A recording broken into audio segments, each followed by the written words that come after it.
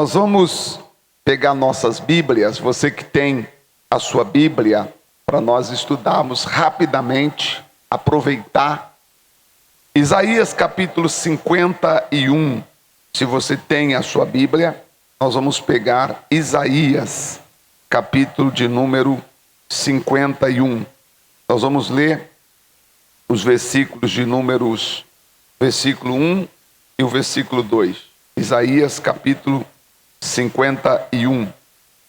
Vamos ver aqui. Esses dias nós estamos falando de Abraão, pessoal. Estamos aprendendo com a vida de Abraão. Aprendendo com Abraão. E o que é que nós queremos aprender com Abraão hoje aqui? Bom, nós falamos que sexta-feira a nossa oração é tripla. Nós queremos que Deus nos dê libertação, prosperidade e sucesso. É isso que nós queremos, que todos nós tenhamos essa mentalidade liberta, uma mentalidade próspera e uma mentalidade que alcance o sucesso. O que é o sucesso? Sucesso é o mesmo que a nossa realização pessoal. Toda pessoa tem que ter o desejo pessoalmente de ter ou fazer alguma coisa. Se você me perguntar, pastor, qual é o seu desejo de sucesso? Eu vou lhe contar. Porque toda pessoa tem que ter uma razão pela qual ela faz as coisas. Se você não tiver uma razão pela qual você faz as coisas, é necessário que você crie essa razão. Porque nós não podemos fazer nem por fazer, e muito menos fazer sem motivo para fazer, e também não podemos fazer simplesmente porque precisamos de um resultado econômico. A Bíblia diz assim: quem trabalha pelo dinheiro nunca prospera. Isso faz parte de prosperidade. Então o que nós aprendemos na prosperidade? Você não pode trabalhar pelo dinheiro, você tem que trabalhar pelo prazer de servir. Acho que todos nós brasileiros precisaríamos passar por um curso de prosperidade, né? Educação sobre prosperidade. Porque às vezes a pessoa não prospera porque ela não segue os princípios bíblicos para a prosperidade. Quais os princípios bíblicos para a prosperidade? Trabalhar não pela comida que perece, mas trabalhar pelo prazer de servir. A mãe tem que ter prazer de ser mãe, o esposo tem que ter prazer de ser esposo, e a esposa tem que ter prazer de ser esposa, né? E ambos devem ter prazer em ter uma família. Quem trabalha, não importa o que você faz, porque a Bíblia vai dizer para nós que em todo trabalho há proveito. Não importa o que se faz, em todo trabalho há proveito, e promoção vem de Deus. Quem promove as pessoas é o próprio Deus. Os seres humanos aqui na terra apenas te troca de lugar, mas porque Deus dirigiu aquela pessoa para te trocar de lugar. O problema é que muitas vezes o que falta é a fidelidade a Deus. Nós, como cristãos, falta a fidelidade a Deus para que Deus use alguém para nos trocar de lugar, para nos promover. No livro de Salmo diz que promoção não vem do sul e nem do norte. Promoção vem do Senhor.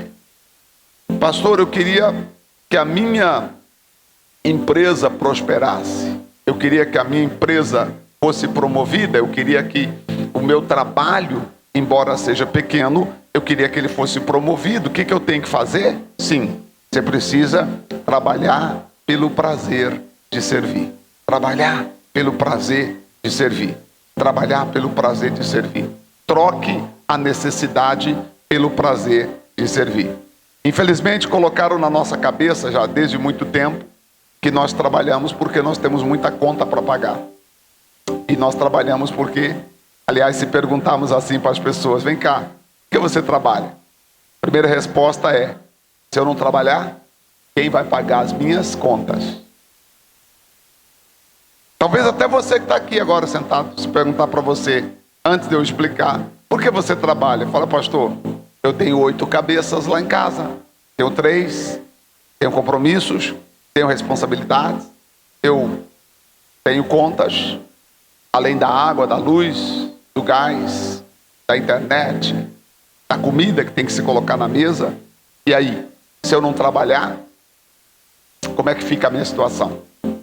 Então nós aprendemos que trabalho é para gerar condição financeira, ou seja, resultado financeiro. Com isso, nós focamos então em trabalhar, porque nós precisamos do dinheiro para poder pagar as contas.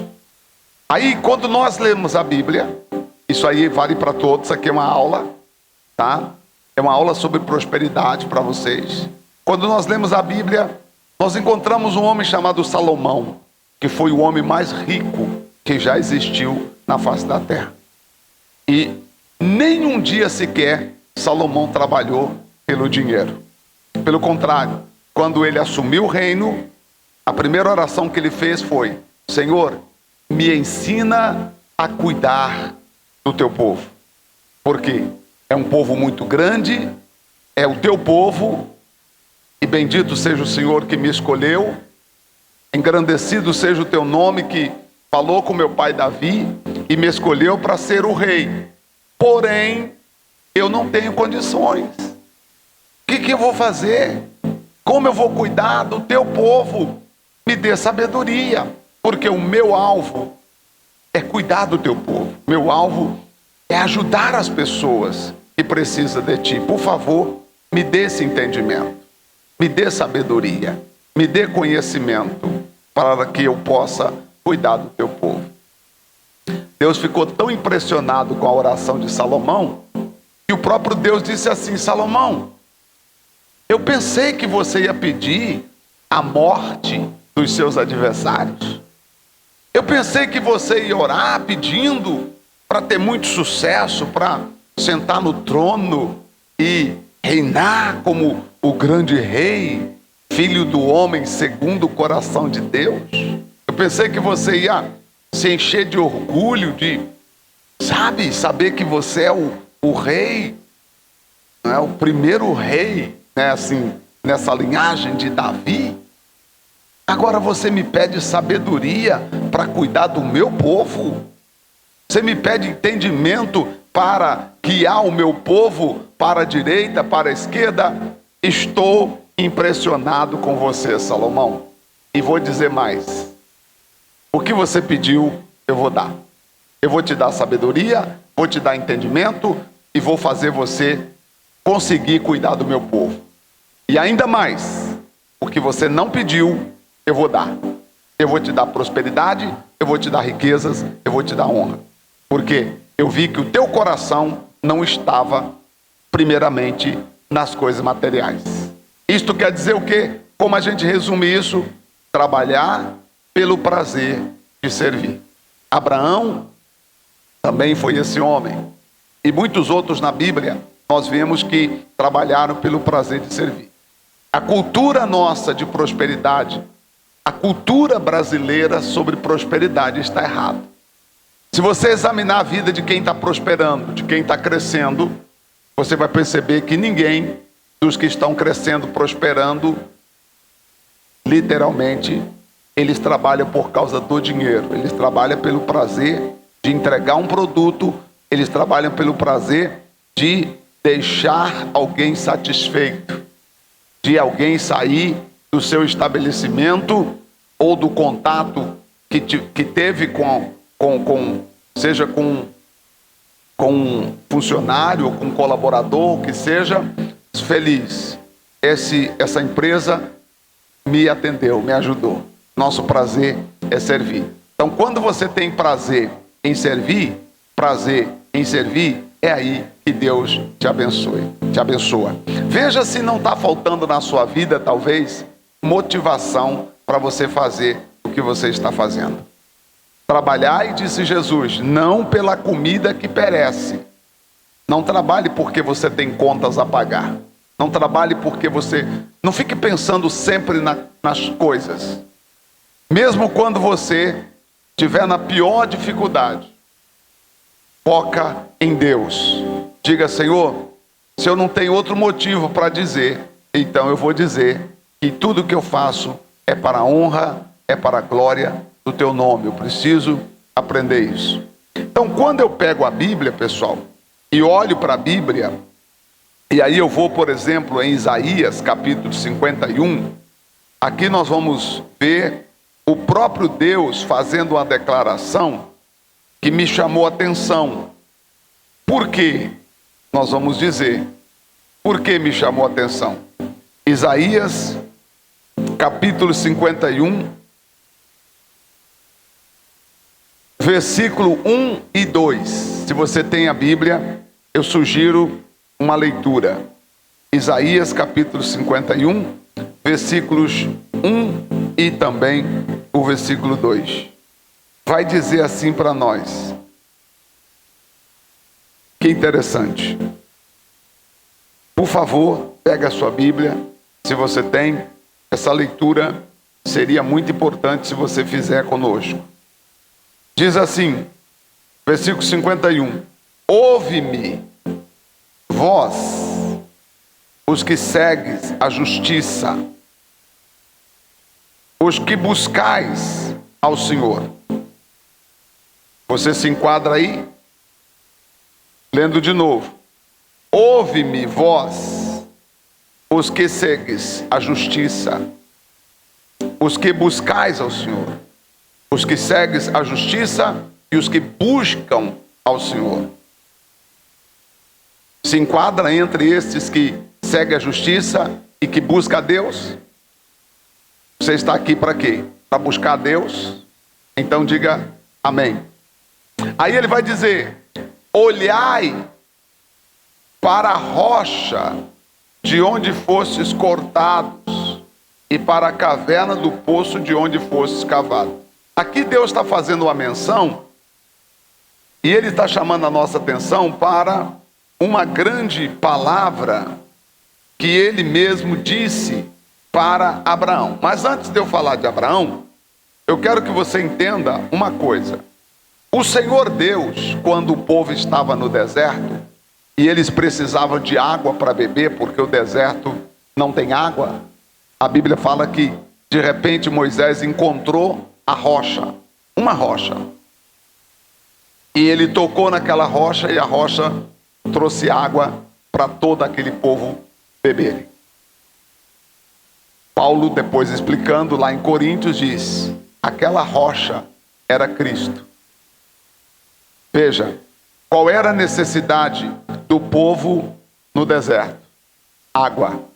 Eles precisavam de água, estavam todos com sede. E de repente, a rocha chamada Cristo apareceu ali. Claro que naquele momento, eles não entenderam que era Cristo, eles não entenderam. E muitos morreram sem entender que aquela rocha que deu água era Cristo. Paulo explica isso. Paulo disse: eles estiveram no deserto e a rocha que jorrou água para aquele povo beberem era o próprio Cristo. Então eu entendo que Cristo é tão bom que Ele pode se transformar naquilo que nós precisamos. Você precisa de cura? Ele é o que te cura. Você precisa de prosperidade? Ele torna a sua prosperidade. Você precisa de alegria? Ele te alegra. Você precisa de alguém para te ajudar? Ele se torna nesse alguém para te ajudar. O nosso Cristo, o nosso Deus é muito maravilhoso. Por isso, nós precisamos sempre olhar para Deus. Não olhe para a circunstância, olhe sempre para a rocha. Olhai. Essa palavra olhai para, ela aparece poucas vezes na Bíblia. Por exemplo, em Hebreus diz assim: olhai para o autor e consumador da nossa fé. Manda olhar para Jesus. Olhando para Jesus, o autor e consumador da nossa fé. Diga comigo: eu vou olhar somente para Jesus. Repete. Isso, mais uma vez, diga, eu vou olhar somente para Jesus. Agora fale para você, diga, eu vou olhar somente para Jesus. Diga, eu não vou olhar para as circunstâncias. Mas as circunstâncias falam? Sim. As circunstâncias, elas nos oprimem, às vezes. As circunstâncias, elas nos deprimem, às vezes, sim. As circunstâncias fazem a gente chorar, sim. As circunstâncias tiram nosso sono, sim. As circunstâncias, elas lutam contra nós, sim. Porém, hoje nós aprendemos, eu vou olhar para Cristo e não para as circunstâncias. Eu queria que você fizesse como um voto a Deus.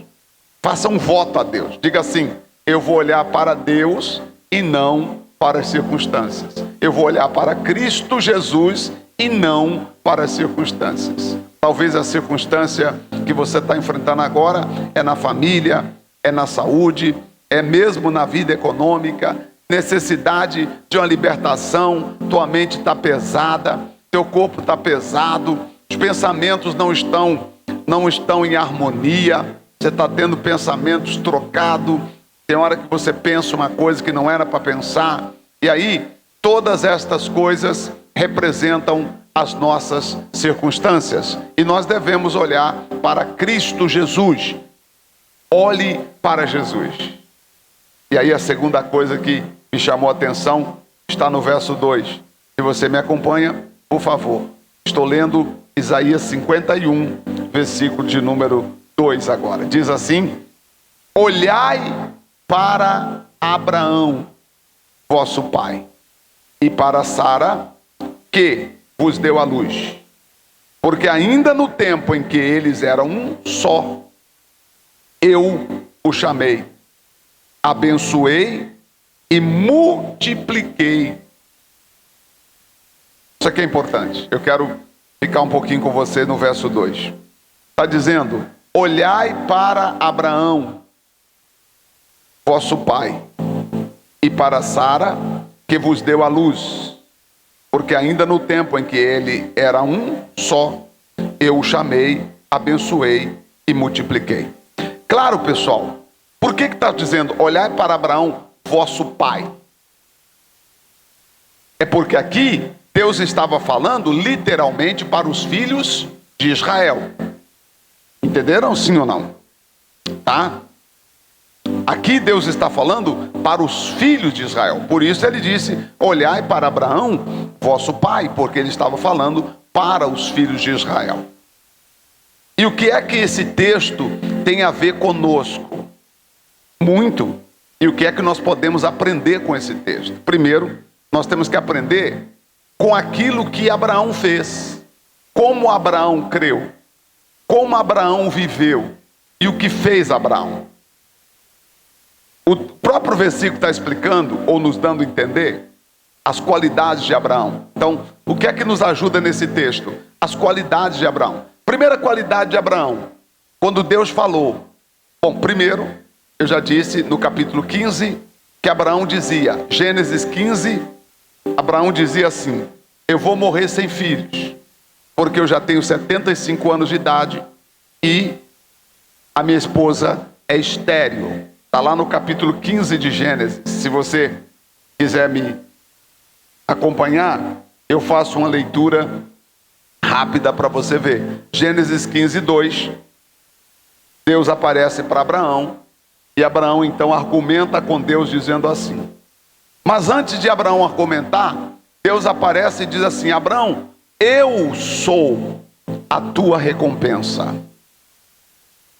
Abraão, eu sou a tua recompensa. Está no versículo 1 do capítulo 15 de Gênesis. Ok? Encontraram ou não? Diz, não temas, Abraão, eu sou o teu escudo, e o teu galardão será sobremodo grande. O que Deus estava dizendo para Abraão? Não temas, Abraão, porque de tudo que você fizer, quem vai te recompensar sou eu. Ok? Quem vai te recompensar sou eu, quem vai te abençoar sou eu. Quando Abraão ouviu essas palavras de Deus, ele disse assim: Senhor, que me has de dar? O Senhor está dizendo que é a minha recompensa. Tá, entendi. Meu escudo, ótimo, maravilhoso. Eu acabei de sair de uma guerra agora. Ele estava saindo da guerra, libertando o seu sobrinho, Ló, capítulo 14 de Gênesis. E ele havia vencido vários reis, tá? E havia com 318 homens resgatado o seu filho, sim, Ló, sobrinho filho. Então, ele realmente viu que Deus era o escudo dele. E ele entendeu isso e sabia Abraão que realmente Deus era o grande Deus da guerra. Agora, em relação à minha vida, a recompensa, em relação às coisas que o Senhor está prometendo aí, como é que isso vai ser? Pois eu ando sem filhos. Olha aí, ele dizendo, eu ando sem filhos. Eu continuo sem filho. Ou uma versão diz, eu vou morrer sem filhos, porque a minha mulher é estéril e eu já tenho 75 anos de idade, de sorte que quem nascer lá em casa vai ser o meu herdeiro, porque eu não tenho filho. Esta era a grande queixa de Abraão, eu não tenho filho. E Abraão continuou, e Deus falou para ele, no versículo 4, Deus responde a Abraão dizendo assim: Damasceno Eliezer não será o teu herdeiro, ou seja, o teu empregado mais velho não será o teu herdeiro, Abraão, mas aquele que nascer de você será o teu herdeiro. E Abraão então pensa o seguinte,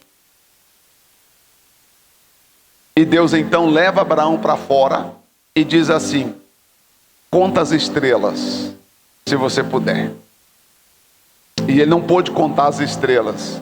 E aí o Senhor disse: será assim a tua posteridade. Versículo 6. E ele creu no Senhor, e isso lhe foi imputado por justiça. O que eu aprendo com Abraão então, pessoal? Quando a Bíblia manda aqui, olhai para Abraão. O que eu aprendo? Eu aprendo com Abraão a crer que eu já tenho aquilo que eu ainda não tenho. Vou repetir. O que eu aprendo com Abraão? Olhando para Abraão, o que eu aprendo? Eu aprendo a crer que eu já tenho aquilo que eu ainda não tenho. Eu aprendo a crer contra as circunstâncias. Porque Deus disse: Abraão, vê se consegue contar as estrelas. E ele tentou contar e disse: Senhor, não dá. São numerosas. Cada hora aparece uma estrela diferente, num lugar diferente, eu nunca sei. Então não dá para contar. Deus falou: então assim será a tua descendência. Em outras palavras, Deus estava dizendo: até então, até minutos atrás, Abraão, você dizia que ia morrer sem filho. Pois eu estou dizendo que você não vai morrer sem filho, porque a tua descendência será tão numerosa como as estrelas dos céus. Quando Abraão ouviu essas palavras, o versículo diz para nós, versículo 6, creu Abraão. Repete comigo, diga: creu Abraão. Mais uma vez, diga: creu Abraão que teria aquilo que ele ainda não tinha. Por que ele creu? Porque ele entendeu que aquilo que ele gostaria de ter no futuro, quem daria era o próprio Deus. Chamado